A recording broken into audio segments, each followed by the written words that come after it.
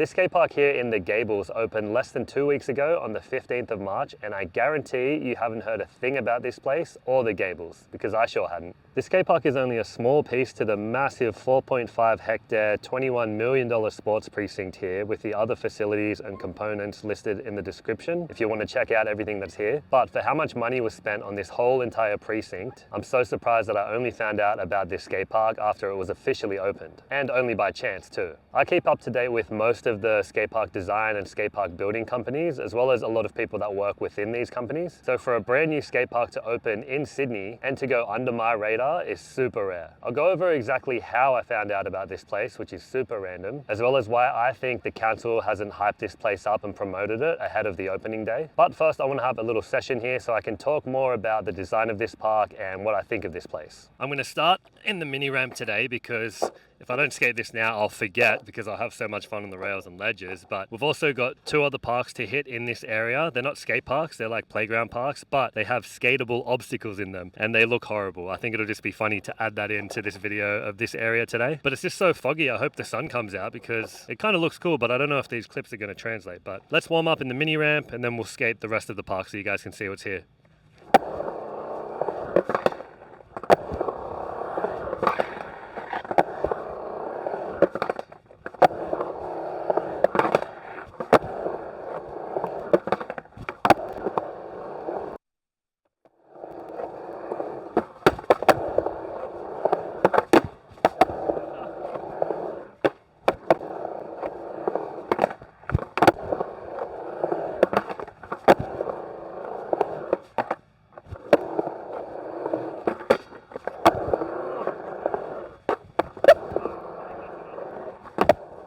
Alright, I think that's enough, but that's a fun warm-up.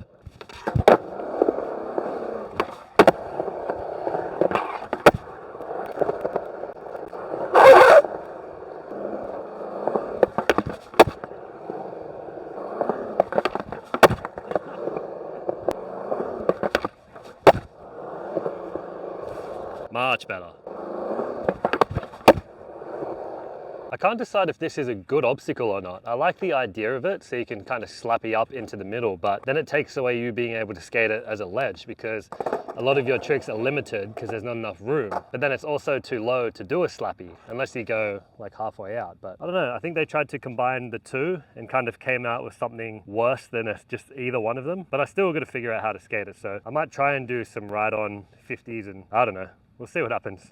I was going to try and treat it like a quarter pipe at first. I guess that works. So you can skate it like a quarter pipe from the middle, but slappies won't work because it's too low.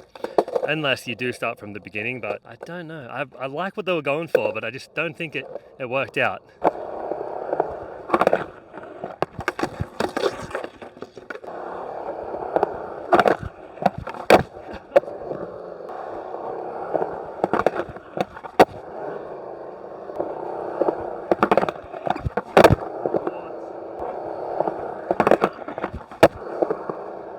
This hub is pretty chill, like it's low and mellow, which is sick, but if you're skating at my front side, the landing is into the flat bar. If you land and you're not paying attention or you slam and fall forward, that flat bar is in a very dangerous spot. But I'm going to try and do back 50 and then hit the flat bar straight away. I think it'll be cool to do a little 1-2.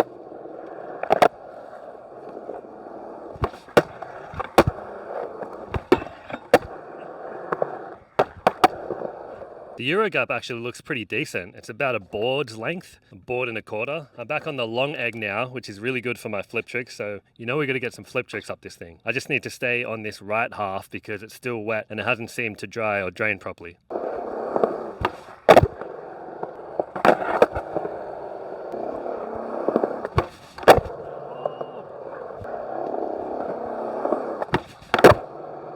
That felt good. Wasn't perfect, but I'm taking it.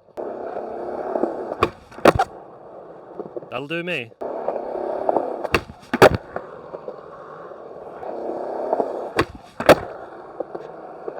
One more. I just feel like I can do a better one.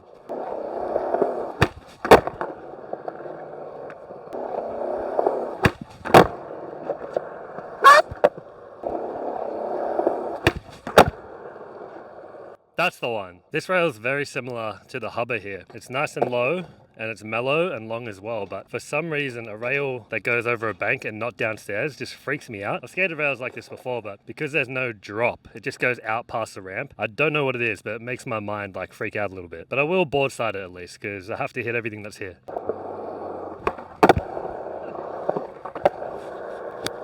I'm fully like wigging out. It's so low, there's nothing to be nervous about.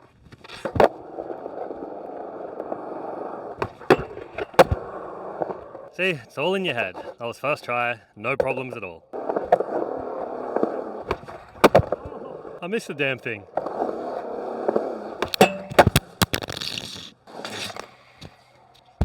Still there?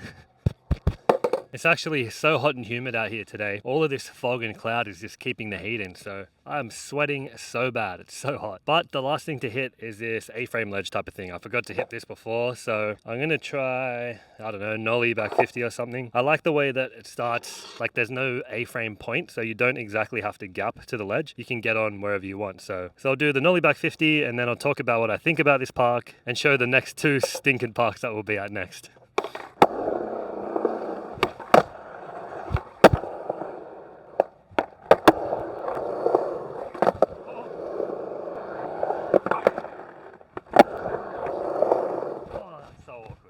There's like not quite enough setup time to get ready for the nollie. That's what I've noticed actually before I get into the review of this place. Everything looks like it's spread out, but things come up really quickly. Like there's not much room between your landing and your takeoff points, but I'll figure it out.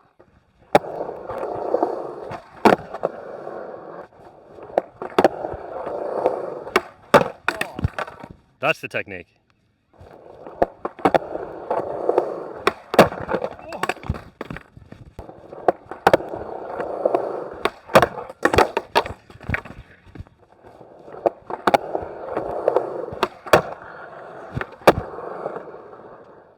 I'll take that.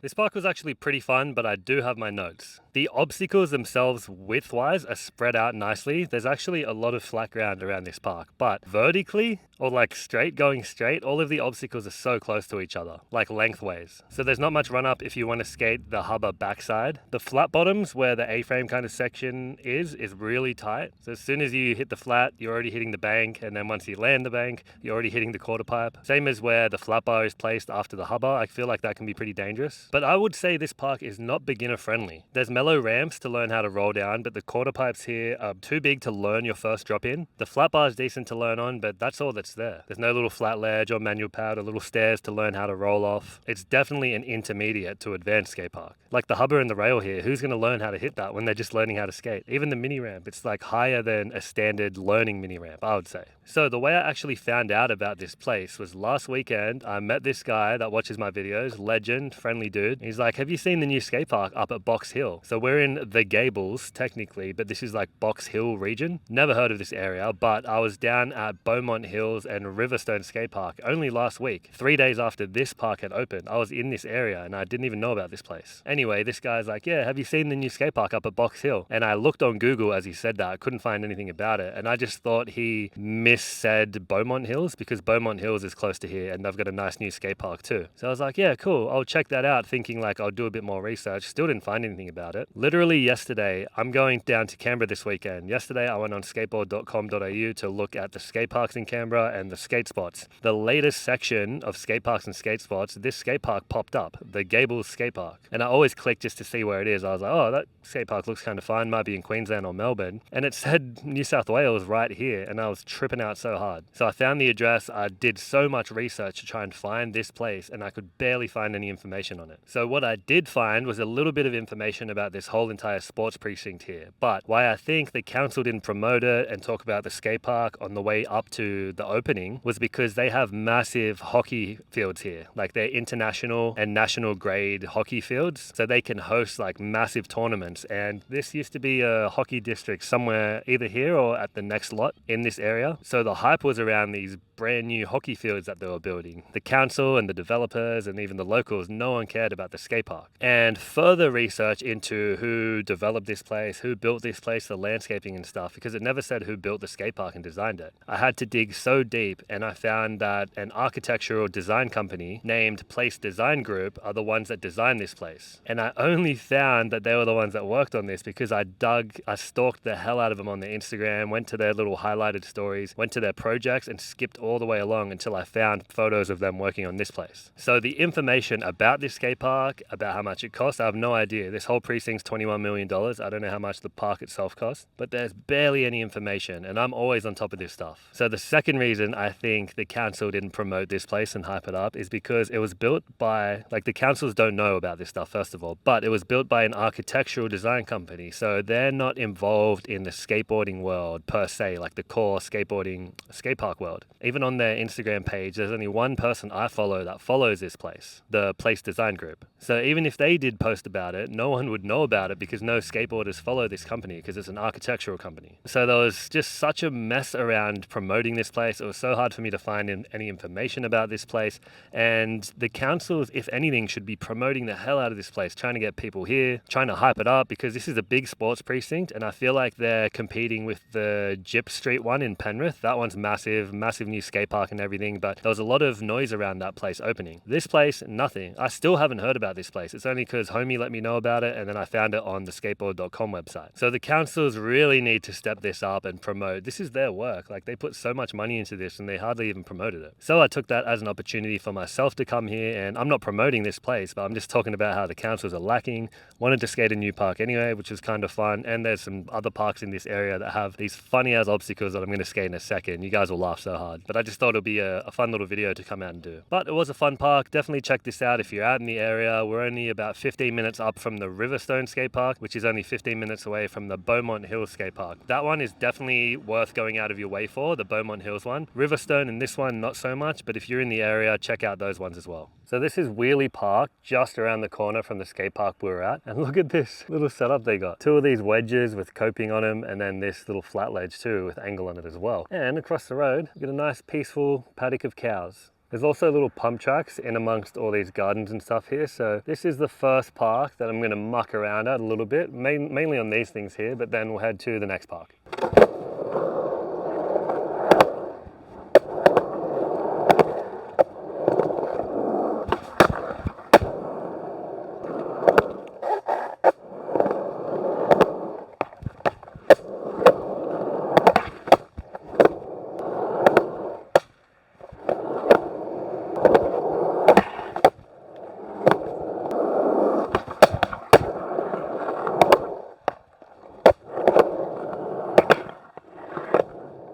I don't know why I thought this place would be more fun, but let's go to the next park because that's the actual funny one. So this one is called Slidey Park, and at the back of the park, they have this little skatable section, which is absolutely hilarious. So there's this long, low A-frame kind of ledge. There's this other flat ledge that has like a down part, and if you really wanted to, you could rub brick and get this ledge going, or ollie up onto the ledge and skate the backrest of the chair. This place it's so funny. I don't know if I've ever seen anything like this before, but to be fair, they've laid down the polished cement here, so it's nice and smooth over this side compared to it just being on the footpath. I'm obviously not gonna have a full session here, but I thought it'd be funny to show the local parks that are around the new skate park area too, with these funny little ledges and skatable objects. They are skatable. Like, if it wasn't for the park here and I just lived in one of these houses, I would probably come and have a little session here, but I don't have a blower. There's wood chips everywhere, so I'm just gonna do a couple quick grinds, and then I want to suss out in the other side of the park. It looks like there's actual spots, like good curve ledges that you could get going, but let's muck around on this section first.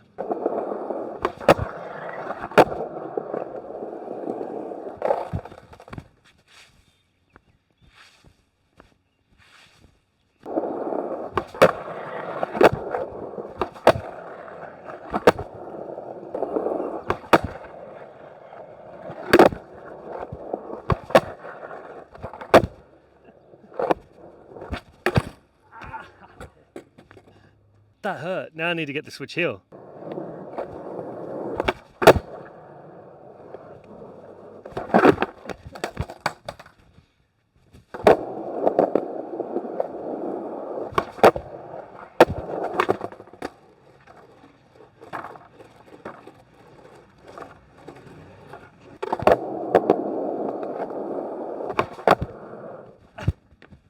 I actually wouldn't mind hitting this, but ollie up, he's on a curve. Like the backrest itself is chill, but this little bear trap thing, like if you step off or get your foot or your board stuck, bad things are gonna happen. So I don't think I'm gonna hit it today. I don't think I ever was, but it's a cool little spot anyway.